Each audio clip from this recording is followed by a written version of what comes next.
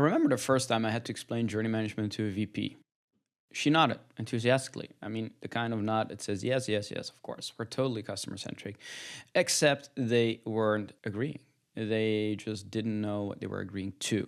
And that nod is exactly why journey management falls into a trap in many companies. So in this video, I want to do three things. Share with you how to explain journey management in a way that actually lands with executives. Explain how to tailor that experience in two different types of VPs, or executives, if you will, and how to translate the value of journey management into business outcomes. And I think the language is important, so I just want to take time to explain the difference. So leaders never disagree with customer centricity, right? I mean, why would they? It sounds great. We have it on our annual plans. It's a key pillar in our company strategy.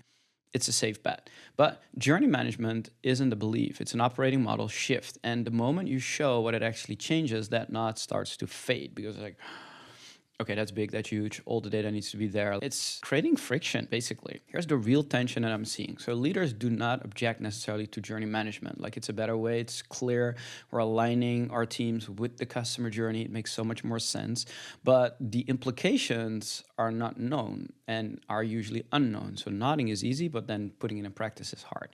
Because moving from a product-centric model to a journey-centric model means new ways of working, new ways of prioritizing, new ways of coming together across different silos, not just product, but typically also the rest of the organization. Service, marketing, support, everyone needs to be part of this change ultimately. And that change implies discomfort. So the VP nods, but what they hear is better maps, better visuals. Great, go and do that. But what you actually mean is, no, we're about to redesign how teams coordinate, how they make decisions, and how we measure success, all aligned with the customer. And that gap, the nod versus the impact, is where journey management dies in most organizations, or at least in the beginning. This is where most customer experience teams, service design teams, experience design teams actually get stuck, right? They explain journey management the same way to everyone in the business, to every executives. But what I'm seeing is there are two completely different types of stakeholders in the business, two different types of executives who need different things, who care about different things. So on one end, you have the functional-led executives. Think about the VP of CX, the VP of service, the operations leader, the CPO, the chief product officer. They do not own necessarily the P&L, they own teams. Sometimes they own the P&L, but they are functional, leading a specific function. Their word is efficiency. Their role is about doing more with less, reducing rework, accelerate alignment, removing friction in delivery. These things are very critical for them as they are being rewarded for it and held accountable to it. So when you talk to them, the pitch is simple. Journey management reduces chaos. It gives them one shared context so their teams stop chasing other teams. It cuts duplication. I mean, in many organizations, there's so much waste because we are solving something that they are solving and we're not talking to each other. It also drives consistency and it gives their function more impact per headcount. And I think that's a very, very useful way to think about it. I mean, I know a product leader who has a rule that says there can't be an epic on a roadmap without a link to a journey. Some teams are very customer-centric in his organization. They're doing discovery work. They're properly underlining the needs and understanding what actually drives customer experience and then tying that to outcomes. Others, they just have a roadmap or a backlog. They want to just deliver output.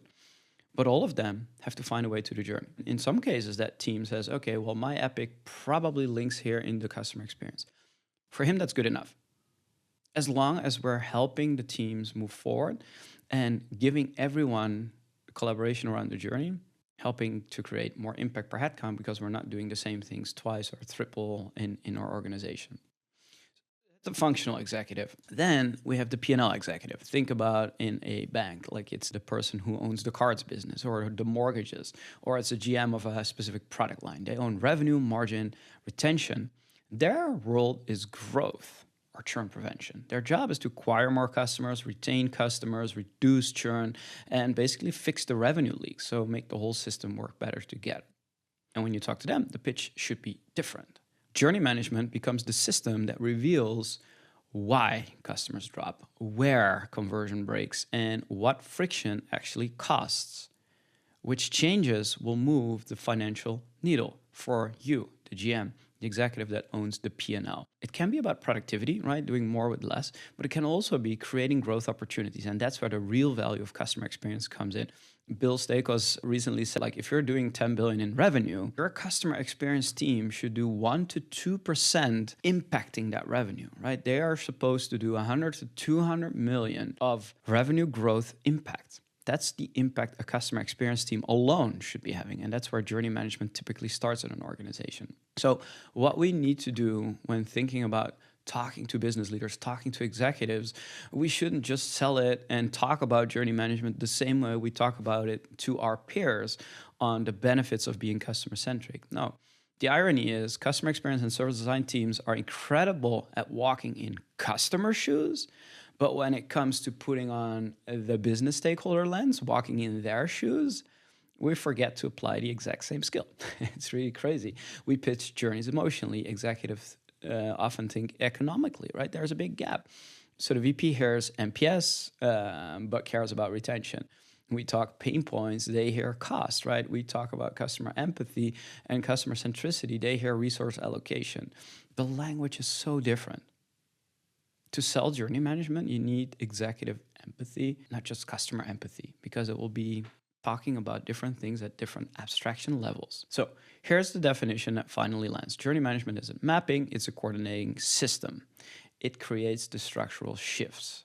New prioritization logic, which can seem daunting, but it is necessary. And many functional leaders will already agree, right? From what's on your roadmap to what does the customer lifecycle tell us to fix first? And how does that align with the work we already intend to do?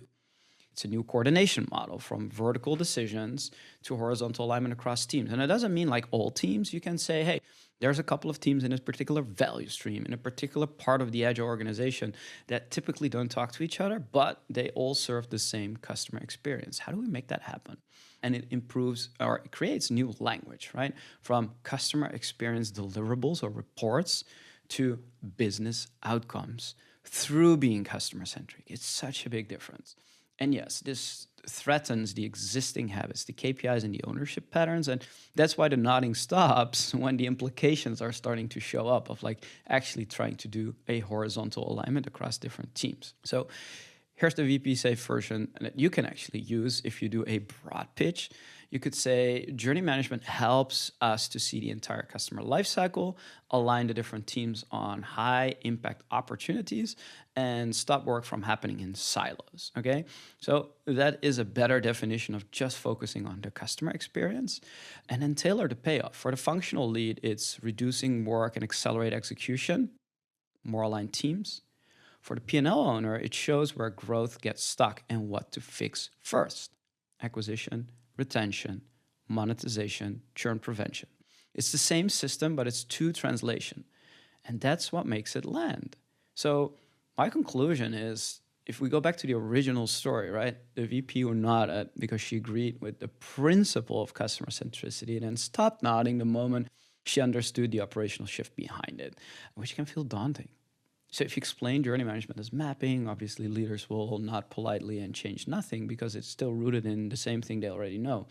Oh, we'll have better understanding of our customers, NPS, da-da-da-da. But if you explain it as a coordination system tied directly to their business outcomes, leaders will be more inclined to act and give you an actual problem that they're facing that you might be able to solve through being customer-centric, through by aligning through the customer journey and not just like having different teams in isolation. So journey management isn't a deliverable, right? It's a leadership capability, a management capability. And once you position it in that way, you don't get the nodding, you start to see some traction because it makes sense in their world. Now, for you, it is about walking in their shoes, taking their perspective as you can do with your customers. You'll do with your business executives. What moves the needle for them? What do they care about? Why is this so important versus the other? And where does that tie into where our customers have friction? And ultimately, that will earn you the right to have this horizontal alignment, put a journey-centric approach to making business decisions, but you got to pitch it from what they care about versus what it ultimately might be able to do for customer centricity at large.